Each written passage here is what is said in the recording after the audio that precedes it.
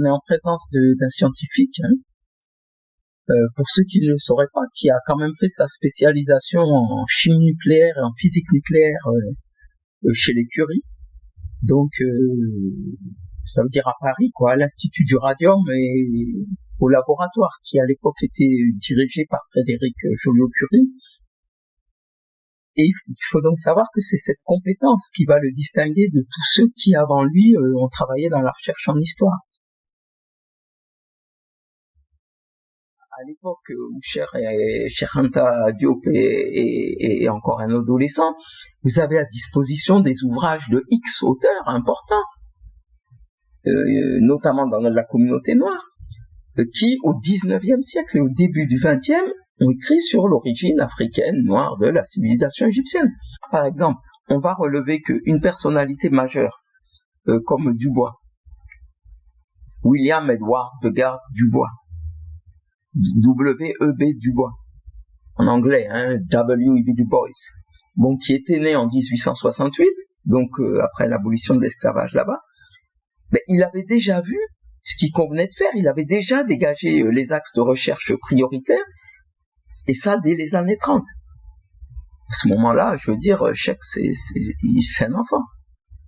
Donc, il faut pas oublier que dans cette première moitié du XXe siècle, les intellos et tous les prêtres, pasteurs, etc., lisent encore les classiques en latin, en grec.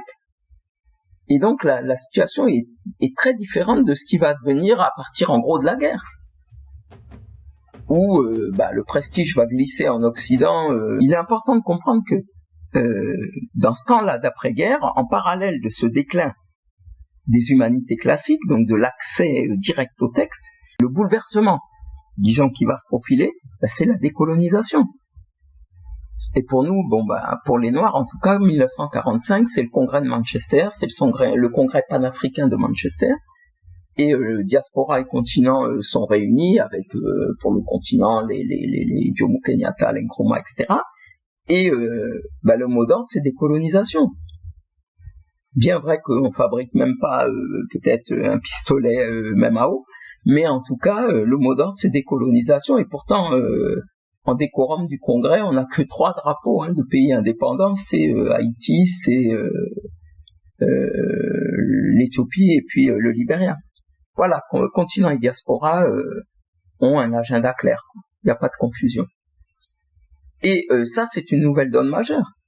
Parce que tant qu'il y a colonisation et toute puissance, le pouvoir colonial il dicte son credo aux éditeurs des ouvrages scolaires, il oriente la recherche, il définit le cadre de ce qui doit être publié et de ce qui ne doit pas l'être. Mais dès lors que ces pouvoirs coloniaux sont en perte de vitesse et commencent à être vaincus, donc on va sur la décolonisation, la recherche et les publications s'émancipent.